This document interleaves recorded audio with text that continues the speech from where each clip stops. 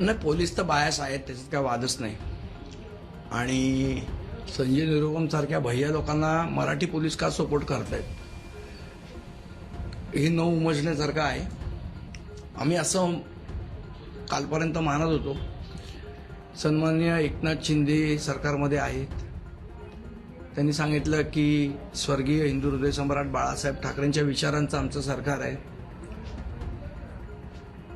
स्वर्गीय धर्मवीर आनंद दिघे साहेबांच्या विचारांचं सरकार आहे. आणि मग जर ह्या लोकांच्या विचारांचं सरकार असेल तर मराठी मुलांना जेलमध्ये टाकून भैया निरुपमला पाठिंबा देणार हे कुठलं सरकार आहे? जो माणूस मराठी भाषेला विरोध करतो त्या माणसाला तुम्ही त्याच्यावर काही कारवाई करत नाहीत. उलट त्याला प्रोटेक्शन देऊन त्याला परत पाठवता आणि आमच्या मराठी मुलांना जेलमध्ये टाकता. हे कुठलं सरकार आहे? हे नक्की बाळासाहेबांच्या विचारांचं सरकार आहे? हे नक्की आनंद दिघे साहेबांच्या विचाराचं सरकार आहे का? हा आमचा प्रश्न आहे. आणि संजय निरुपमला पण मी सांगणार आहे आणि माझी पोलीस खात्याला पण सांगणार आहे की अशा पद्धतीने तुम्ही जर आमच्यावर जोर जबरदस्ती कराल तर याचा उद्रेक होईल आणि तो संपूर्ण मुंबईभर होईल. त्यामुळे त्या संजय निरुपमला तुम्ही काय कंट्रोल करायचं तो करा, नाही तर आमच्यावर अशा केसेस टाकून जर तुम्ही आम्हाला दाबण्याचा प्रयत्न केलात तर ते शक्य होणार नाही. त्यांचं म्हणणं आहे की जबरदस्तीने केलेली जोर जबरदस्ती केलेली भाषा जी आहे ती व्यवस्थित शिकली जात नाही, त्याऐवजी प्रेमाने समजावून सांगा असं देखील ते म्हणतात कालच्या भाषणामध्ये. किती वर्ष प्रेमाने सांगणार? 1960 सालापासून प्रेमानेच सांगतोय त्यांना. अजून किती प्रेमाने सांगणार? जर मला असं वाटतं शाळेत पण आपल्याला शिक्षक प्रेमाने सांगायचे की बाबा भाषा शिक, कुठली भाषा असेल ती यायची नाही. मग जर शाळेत छडी मारली की भाषा यायची. मला असं वाटतं मराठीत एक म्हण आहे, छडी लागे छमछम विद्या ये घम घम. आता जोपर्यंत प्रेमाने सांगतो तोपर्यंत तुम्ही शिकत नव्हता. आणि मुळात विषय असा आहे, कारण अनेक उत्तर भारतीय जे रिक्षा चालवणार आहेत, टॅक्सीवाले आहेत, हे आमच्या पक्षातल्या अनेक कार्यकर्त्यांना, पदाधिकाऱ्यांना भेटले. त्यांचं म्हणणं असं आहे की आम्ही भाषा शिकायला तयार आहोत, आम्ही भाषा बोलतो सुद्धा. मग जर त्या लोकांचं कुठल्याही प्रकारे त्याच्याबद्दलचं ऑब्जेक्शन नाही तर या संजय निरुपमचं ऑब्जेक्शन असण्याचं कारण काय? ते लोक भाषा शिकायला तयार आहेत, ते म्हणतात आम्हाला इथे पोट भरायचं, आम्ही भाषा शिकू. संजय निरुपमला काय प्रॉब्लेम आहे? प्रॉब्लेम कुठल्याही रिक्षेवाल्याला नाही, कुठल्या टॅक्सीवाल्याला नाही आहे. प्रॉब्लेम हे संजय निरुपम आणि शशांकराव सारख्या लोकांनाच आहे. नाही वापरला शब्द तो.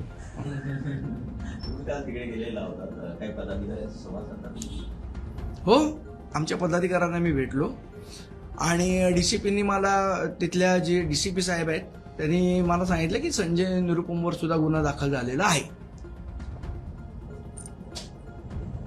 एकूण जर पाहायचं तर सध्या वारंवार सांगितलं जातं हे संघटनांकडनं की आम्ही बंद करू, पूर्णपणे कुठेतरी बंद झाला तर सर्वसामान्यांना देखील अडचणीचा सामना करावा लागेल. अशा एकदा हिंमत असेल तर बंद करून दाखवाच त्यांनी.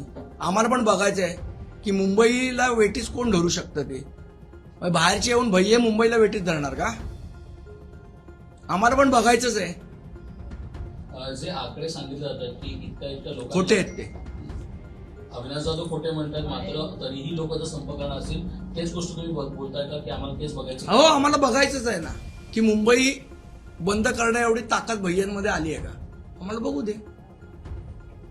जवळपास 15 लाखपेक्षा जास्त संपर्क जातील असं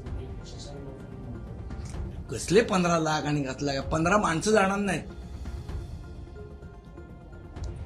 आणि त्यांची मुळात मानसिकताच नाहीये संपावर जायची. ते म्हणतात आम्ही मराठी भाषा शिकायला तयार आहोत. त्यातल्या बऱ्याच लोकांना तर येते. मग शशांकरावला काय प्रॉब्लेम आहे? आणि कायदा आहे, कायद्याचं तुम्हाला पालन करावंच लागेल ना. जर कायदा आहे तर त्या कायद्याचं पालन करणार नाही हा कुठला उर्मटपणा आणि उद्धटपणा? आणि नाही पालन करायचं, तुमच्याकडे रोजगार मिळत नाही म्हणून तुम्ही आला तिथे.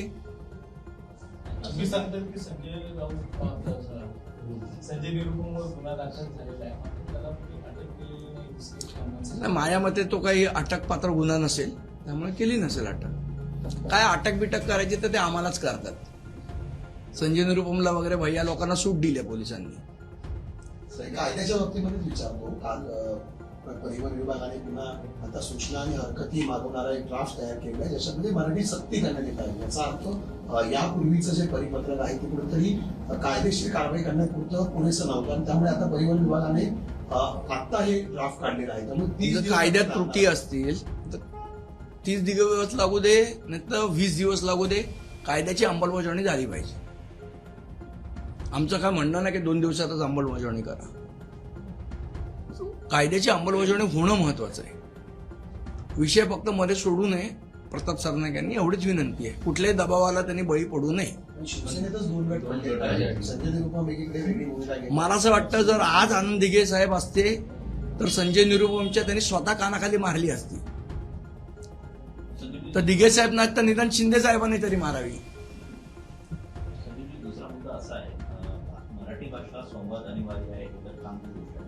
मात्र जवळचं भाडं नाकारणं किंवा त्याच्यावर पण कारवाई झाली पाहिजे. मग तो कुठल्याही भाषा बोलणार असो. एका ज्येष्ठ पत्रकाराला ठाण्यामध्ये असा अनुभव आला की तो प्रवास करत होता, जवळचं भाडं नाकारण्यात आलं त्याला, पण अमराठी रिक्षा जाताना त्यांनी भाडं नाकारलं नाही आणि तो संबंधित ठिकाणावर मी म्हटलं ना, त्याच्यामध्ये मराठी अमराठीचा विषय नाहीये. भाडं कुठलंही घेतलंच पाहिजे. याच्याबद्दल काही दुमत असण्याचं कामान आहे. आणि हा ज्येष्ठ पत्रकार नाही, हा कॉमन मॅनला पण येणारा अनुभव आहे. सर, एक वेगळा प्रश्न होता. 2 दिवसांपासून एक प्रकरण मुंबईत सध्या चर्चेमध्ये आलेलं आहे. आंबेडकरांमधील एका नाही, मला त्या प्रकरणाची माहिती नाही. पण मनसेची भूमिका एकंदरीत काय असेल? कारण प्रकरण मला- भाजपकडून केला जातोय मुंबईत. प्रकरण मी पूर्ण पहिले माहिती करून घेईन, मगच त्याच्यावर बोलेन. अर्धवट प्रकरणावर मी बोलणार नाही. बागेश्वर महाराजांनी एक वादग्रस्त वक्तव्य केलेलं आहे. ते असं म्हणतात की छत्रपती शिवाजी महाराज युद्धाच्या वेळी थकलेले होते आणि त्यानंतर त्यांनी तो वेडा आहे हो बागेश्वर महाराज. हा कोण आहे बागेश्वर महाराज? ते असं म्हणाले होते की आता तुम्हीच युद्ध कोण हा बागेश्वर महाराज? कोण? काय इतिहास तज्ञ आहे?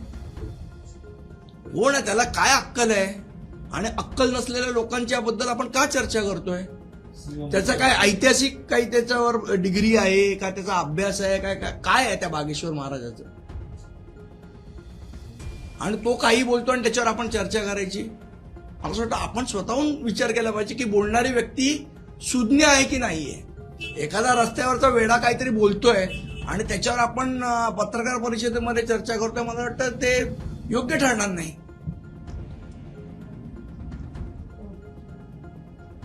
ओके. दुसरा एक महत्वाचा विषय गोरेगावच्या निस्को कंपनीचा.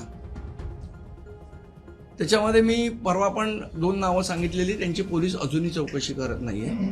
त्यातलं एक नाव होतं, अतिशय महत्वाचं नाव होतं, ते म्हणजे त्याचे ऑर्गनायझर कृष्णा पटेल. आणि दुसरं मी नाव सांगितलेलं त्याचे जे लायझनिंगवाले आहेत ते इंद्रजित सिंग. आता या इंद्रजित सिंगवर ह्याच्या आधी सुद्धा एक खार पोलीस स्टेशनला FIR दाखल झालेला आहे. कशाचा FIR दाखल झालाय? तर त्याच्या ऑफिसमध्येच काम करणाऱ्या एका मुलाकडनं जबरदस्ती 1 लाख रुपये तिच्या मोबाईलमधनं ट्रान्सफर करून घेतले, असा तो FIR आहे.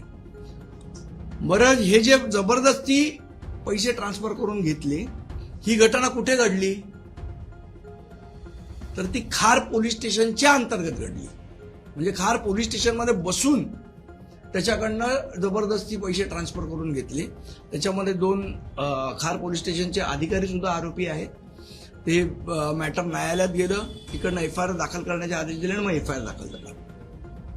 म्हणजे पोलिसांमध्ये जो लायझनिंग करतो इंद्रजित सिंग, त्याची किती ओळख आहे, त्याचे किती कॉन्टॅक्ट आहेत, आणि मग या पोलिसांची साठलोटो असणाऱ्या इंद्रजित सिंगला या संपूर्ण ड्रग केसमध्ये वाचवण्याचा प्रयत्न पोलीस कशावर न करणार नाहीत, हा प्रश्न आमच्या मनात उपस्थित राहतो. सर, त्याला जुळूनच विचारतो, कारण यामध्ये आणखी एक आरोपी जो आहे आनंद पटेल, त्याचे वडील निखिल पटेल यांच्या संदर्भात देखील वेगवेगळ्या चर्चा सुरू आहेत. वेगवेगळी माहिती समोर येते. स्वतः रेशनिंग माफिया आणि हवाला माफिया आहेत आणि या ड्रग्समध्ये देखील हवाला मार्फत त्यांच्यावर आधी पण ड्रग्सच्या संदर्भातले केसेस आहेत.